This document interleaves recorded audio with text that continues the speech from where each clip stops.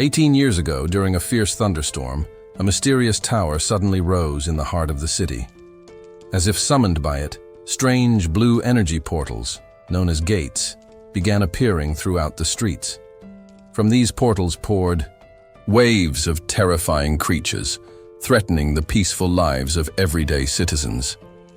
But just as the world teetered on the edge of chaos, a few extraordinary individuals awakened with powers beyond human limits. These brave souls stood against the monster invasion, wielding their newfound strength. The world came to know them as players, humanity's last hope. With the appearance of the tower came more than just danger. Enchanted weapons, gold coins, and ancient artifacts began falling from the sky. In this altered reality, players quickly became symbols of power, wealth, and admiration. Our story follows a young man with a solemn gaze, standing inside a guild office. He held several heavy bags in his hands. Unlike others, he had never been chosen as a player. A stern man in a suit pointed toward a table, instructing him where to place the food. Smiling politely, the young man apologized for arriving late and wished everyone a good meal.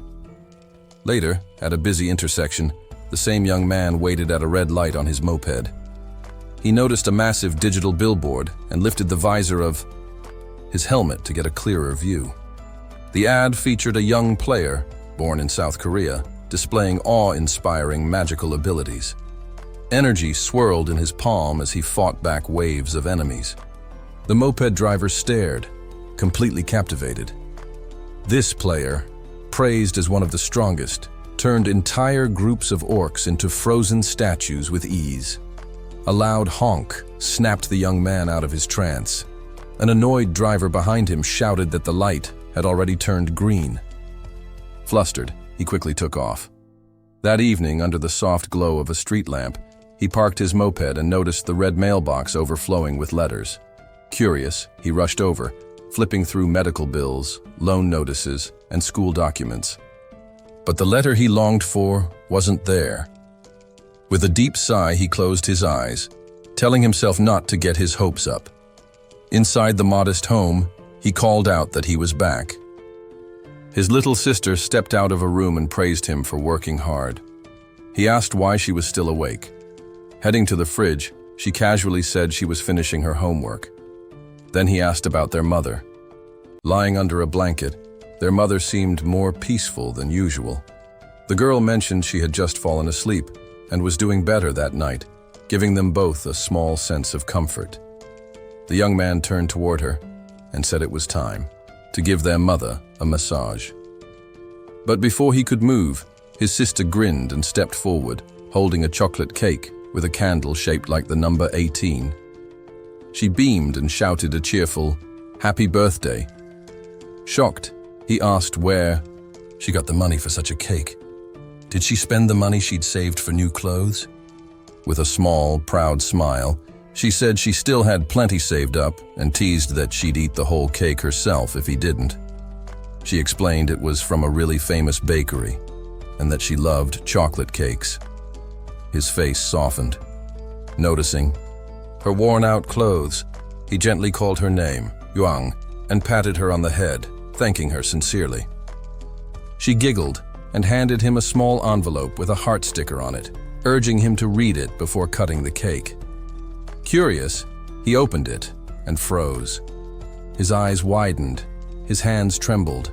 Inside was an official invitation from the Players Association. His sister burst out laughing through tears of joy, explaining that she found the letter earlier and kept it hidden to surprise him. Overwhelmed, he couldn't stop the tears from falling. For the first time, his fate had changed. Clutching the letter, he looked toward his mother's room, a fire of determination in his eyes. As clouds drifted across the night sky, dawn approached. The next morning, the Korean Players Association building towered above the city like a monument to possibility. Standing at its base, the young man gawked in awe. Then he closed his eyes, took a breath, and reminded himself, this was just the beginning. Inside, A smiling staff member welcomed him with a warm, "Congratulations, new player Ju." Blushing a little, he thanked her. She reached out and explained how to access a player's profile by saying the words, "Information window." He gave it a try, and a glowing status screen appeared before his eyes. There it was. His name, Level 1. And a mysterious line marked with question marks next to unique abilities. Confused, he asked what it meant. Raising an eyebrow, the woman clapped her hands in delight. She explained that the question marks meant he had a rare, unrevealed ability. Something few players were blessed with. Ju stared in disbelief, a huge smile breaking across his face. His heart pounded with excitement. The employee raised her hand in celebration and assured him that his coach would explain everything soon. Just then, a familiar voice echoed through the hall. She turned, expecting a regular coach, but standing, there was none other than Soku, the iconic player featured in countless advertisements. Ju's eyes widened. He stood speechless, unable to believe that the man from the billboards was now standing right in front of him. Soku narrowed his eyes, determination flashing across his face. He insisted on personally escorting the new recruit into the organization. Surprised, the main character pointed at himself, confused. "You mean me?" The receptionist folded. Her hands caught slightly off guard. Soku explained that he had overheard their conversation and confirmed the young man had unique abilities. The revelation hit hard. The boy trembled, stunned. The receptionist hesitated, noting it wasn't exactly by the book, but with a playful wave of her hand, she said she'd make an exception. With 10 years of experience under her belt, she assured them her authority was more than enough to approve it. Grateful for her leniency, they thanked her. A set of massive gates creaked open ahead, revealing the entrance to the tower. Soku motioned toward it. "Shall we?" he asked calmly. Ju nodded, his expression solemn. As they stepped through the portal, Soku reassured him, nothing to worry about. Before the boy could ask his question, something shifted. A goblin, hunched and snarling, twitched in the distance. Then another. Soon, dozens were visible beyond the trees surrounding the portal. Ju's eyes widened. "Are there always this many monsters on the first floor?" Soku's expression didn't change. "Sometimes they pile up. Happens when no one clears them, for a while." "That's bad, right?" With a practiced motion, Soku drew his sword. "On the contrary, it's perfect. Gives me a chance to explain the basics faster." He launched into an explanation as they approached the gathering horde. There used to be a test, the 100 goblin trial.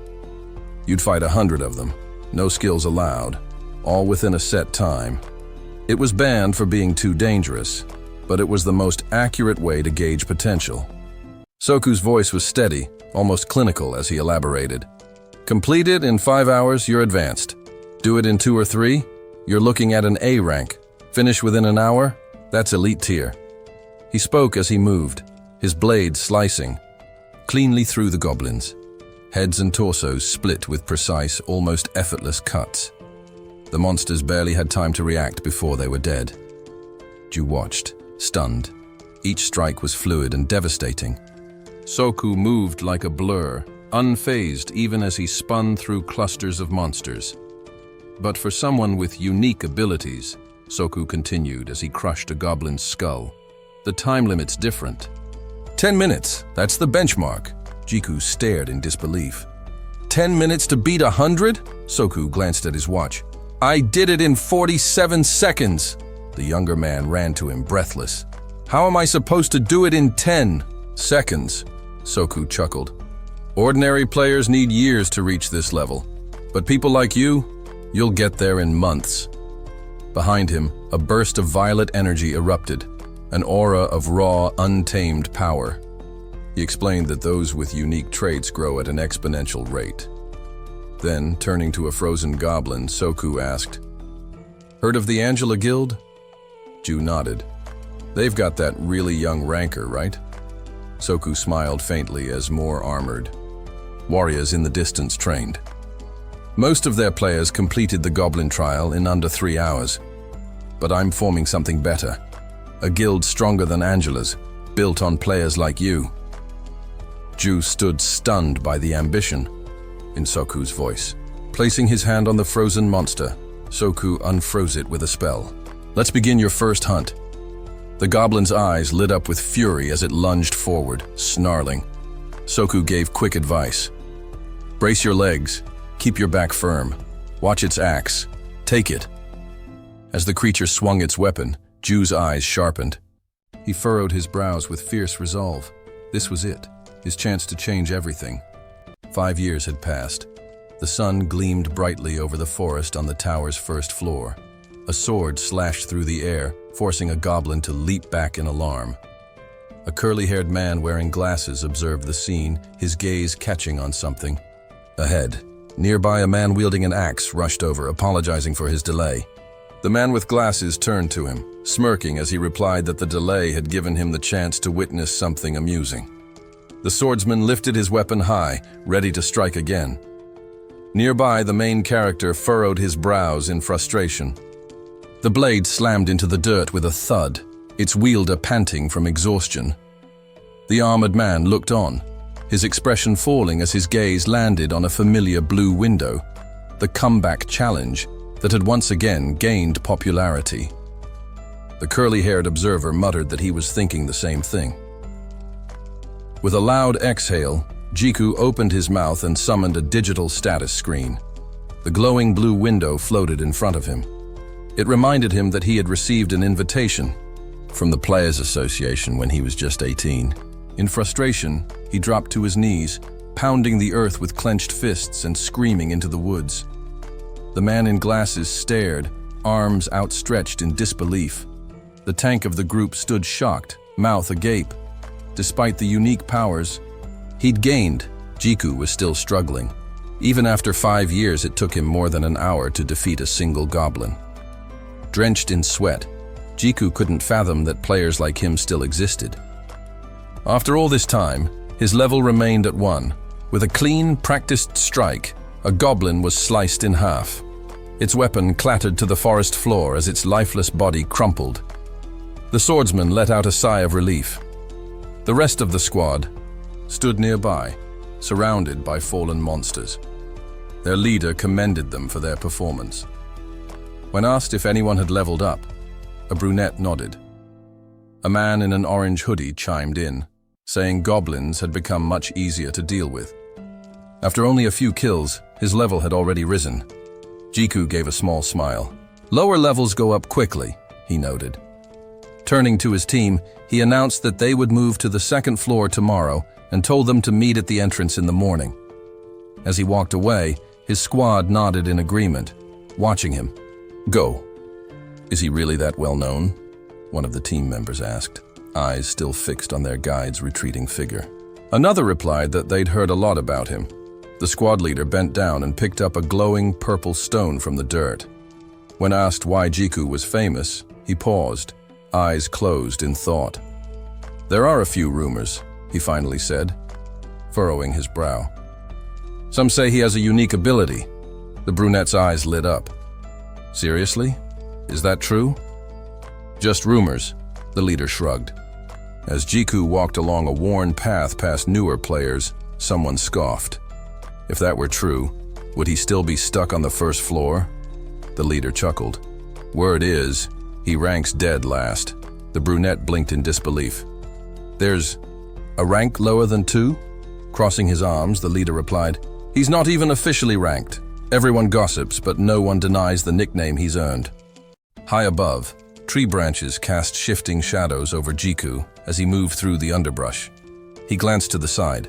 Among players, he was known as the one who couldn't level up. He arrived at a secluded spot, a hidden nook deep in the first-floor forest where others rarely came. After finishing his job as a guide, he always returned here. Each day, one goblin would appear in this clearing. Right on cue, a monster began to materialize nearby. Drawing his sword, Jiku reminded himself that even a surprise attack didn't guarantee a win. The goblin stood facing away, spear in hand. Jiku moved slowly, each step deliberate and silent. Sweat beaded on his face as he inched forward. Just as he prepared to strike, the goblin twitched, then spun around. Steel clashed. With wood, the goblin had blocked his blow. Jiku gritted his teeth. The goblin, though weak, was still holding its own. Even with 5 years of experience, even with skill, a level 1 player was still at a disadvantage. Their weapons met again and again. Jiku parried, pushing forward. It was always like this. He knew the fight would take a while. Elsewhere, the sun was beginning to set. Its golden light bathed the Players Association building in warmth. Inside, Jiku trudged down the hallway of the guide department, calculating how much he could earn if he sold his M crystal for 20.1 coins. After factoring in the cost of the potion he'd used, the profit was non-existent. He sighed. As he reached a door, it swung open, and a man named Theo stormed out with a sour expression. Jiku asked if he'd finished his work. Theo gave a stiff nod, but said nothing as he passed by. When Jiku mentioned that he was working late, Theo said nothing, tucking his hair behind his ear and muttering an apology as he walked away. Inside, Jiku approached the desk. "What's wrong with Theo?" he asked the employee seated behind it. The man, Tessik, head of the guide department, didn't answer immediately. Hand to his forehead, he muttered that starting tomorrow, Theo would be in charge of the guests Jiku had guided today. "What? Why?" Jiku asked, visibly stunned. "Everything went fine." Avoiding his gaze, Tessik admitted that rumors had reached the guests. Jiku frowned deeply. A scabbard was slung over his back. "What does that have to do with guiding?" he asked, voice low. Tessik sighed and leaned on his desk. Everyone in the room knew exactly what he meant. Suddenly, a voice burst from the TV screen mounted on the wall. "The Angel Guild has reached the 75th floor." Everyone in the office turned toward the broadcast. The anchor announced that the Angel Guild would soon challenge the 75th floor, a feat never before achieved. A grand departure ceremony was scheduled for the next morning at the gates in E. Jiku watched, eyes filled with quiet awe. The whole city was buzzing. A hero had emerged from South Korea at last. "These players," he said softly, "most of them were just regular people before the tower." Tessik nodded. "Now they're treated like idols. The gate can open anywhere. Anyone can become a player." The anchor continued. If the Angel Guild succeeded, it would be historic. Jiku stared at the screen, his face unreadable. The news felt distant, like it came from a world he wasn't part of. Then came another headline. An S-rank gate had appeared in the US, and the American government would soon request official help from the Korean Association, offering a substantial reward to those who answered the call. The glow of the television flickered across the room, casting light on the main character, someone known as a real player in this world. Yet, even this world felt distant. Without warning, the TV screen went black, cutting off the news anchor mid-sentence. Irritated, Tessik turned toward his colleague. "Why'd you turn it off?" he asked.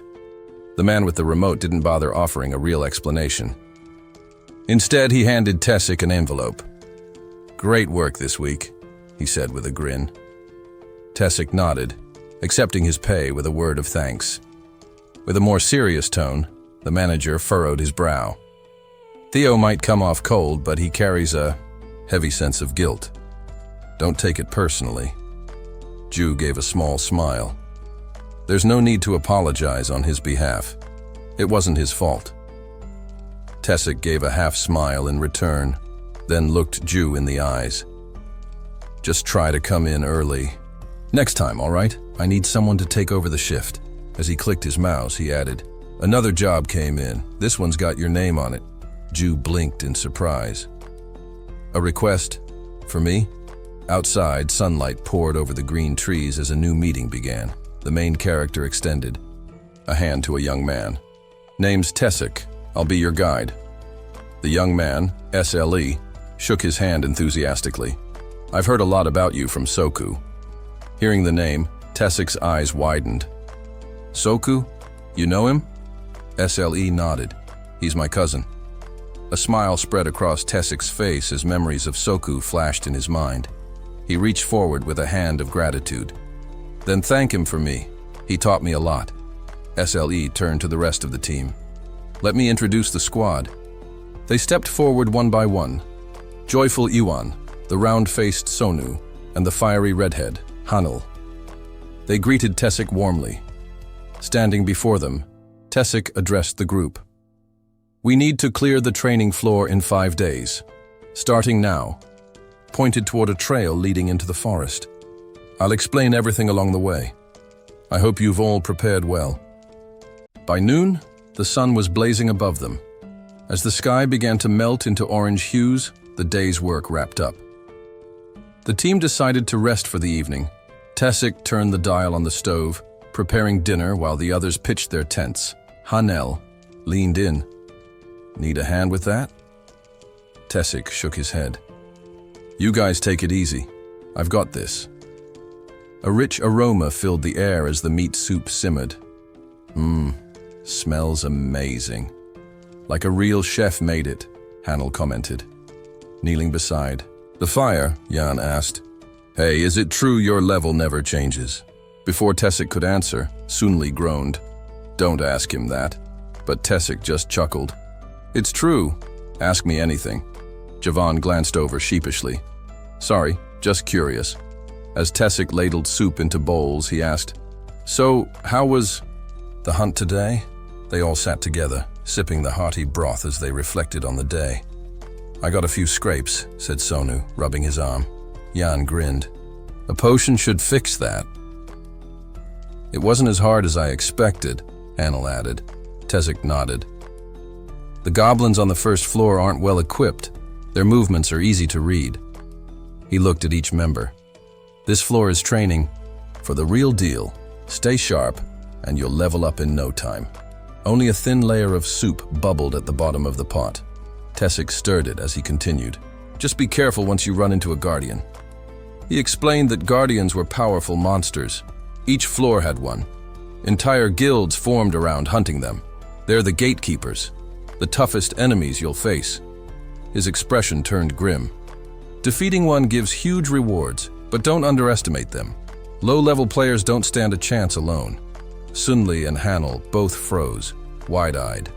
Tessik smiled and closed his eyes. Don't worry too much. As long as we keep an eye on their regeneration cycle, we'll be fine. The sun dipped beneath the horizon as he continued. Some guilds are experts at taking down lower-floor guardians. It's rare to run into one here. Night fell across the borderlands of the forest, on the 4th floor of the tower. Among the dead trees, a green orc stumbled through the darkness. His foot caught on a rock, and he fell hard. Another orc came running. The first orc trembled as he looked up, fear consuming him. Then came a scream. A spray of crimson burst into the air. The guardian orc stood above the body of his fallen kin. His eyes glowed with menace. Steam curled from his mouth.